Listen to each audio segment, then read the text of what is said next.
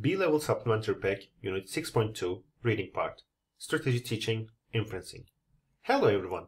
Today we will study a new strategy for reading, namely inferencing. If you want, you can find this lesson in your pack on page 100.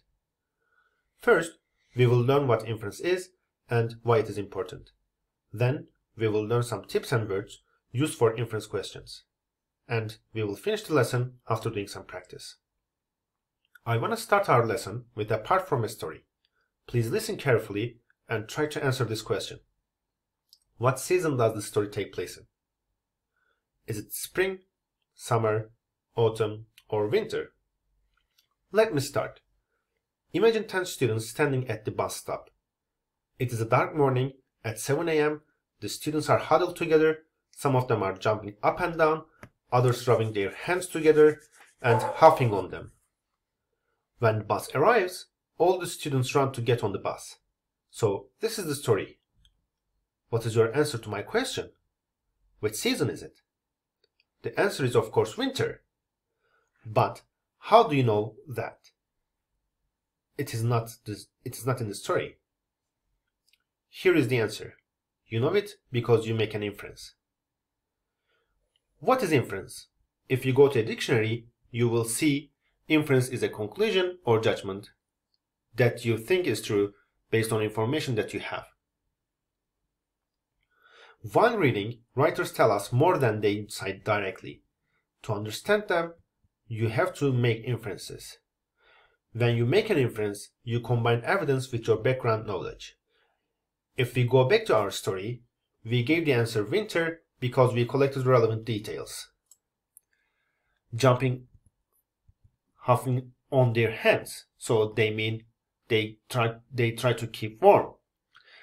It's 7 a.m. and dark, it means it's winter.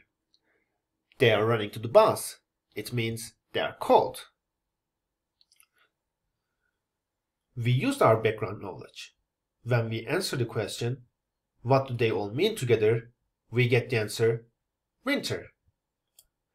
So let's do the second example together.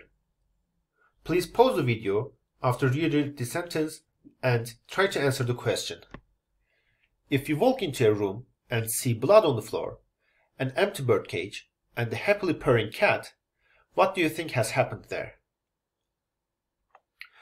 I can't hear your answers right now, but I'm sure you are saying the cat ate the bird. Let's look at the process together. First question, what evidence do I have?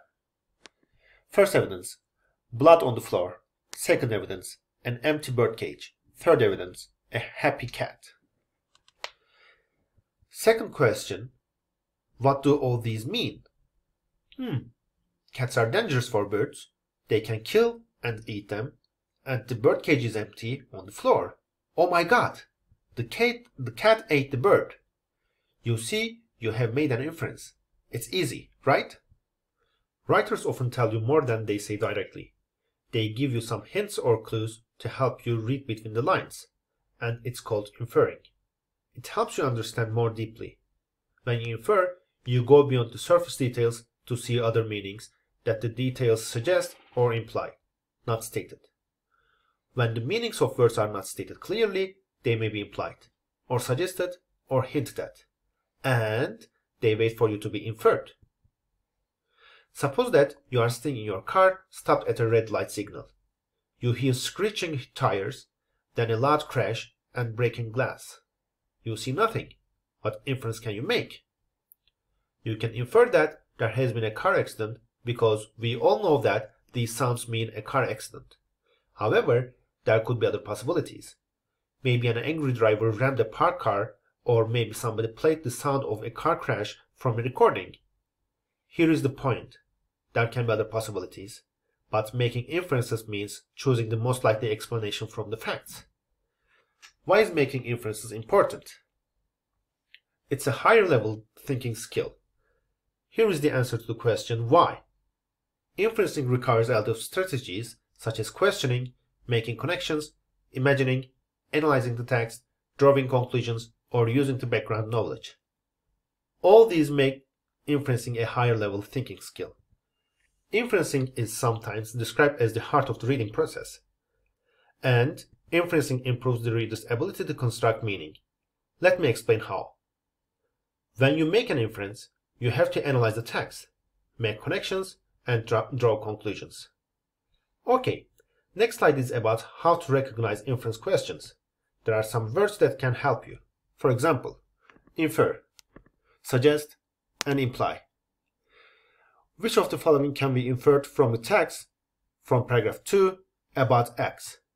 It can be inferred from the passage that it is suggested that the author of the passage implies that. And you will see more examples when we do practice. And before the practice part, I want to give you some tips for the inference questions. Make sure your answer does not contradict the main idea of the passage. Do not choose an answer just because it seems important or true. The correct answer must be inferable from the passage. You should be able to defend your choice by pointing to explicitly stated information in the passage that leads to the inference you have selected. Okay, ladies and gentlemen, time for practice. Let's practice what we have learned so far. Read the statements and choose the correct answer. Please pause the video here to answer the question on your own. The answer is C, because Jason is the one who wasn't chosen. Kate had to choose him because there was no one else. We can understand from this situation that Jason isn't a good player. Okay, I'm done with the first question. I hope you are all doing well. And the second question. Again, after reading it, please pause the video. In this situation, we have positive things. Beautiful flowers, bright sunshine, happy childhood. So my inference is that this person has a positive outlook on life. Second part is coming.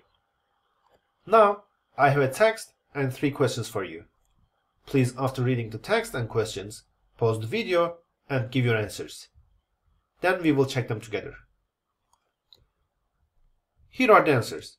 For the first one, the correct answer is D. If you go to the first sentence of the second paragraph, you will find a part saying, place names appropriate to the target language. From this part, we can understand that if the game is in Turkish, there must be place names from Turkey like Istanbul, Çorum, or Ankara. In the French version, there must be a place from that country, so I choose the option C. For the second one, the answer is A, because he has good memories there, like walking along boardwalk or visiting Park Place. We make an inference using the examples. For the last one, the answer is B, because when we ask the question who or what company purchases the rights to Monopoly and starts the mass production, the answer is a game manufacturing company. Okay everyone, this is the end of the lesson. If you want to do some more practice, you can go to Unit 6 from your B-level intermediate packs. Thanks for listening.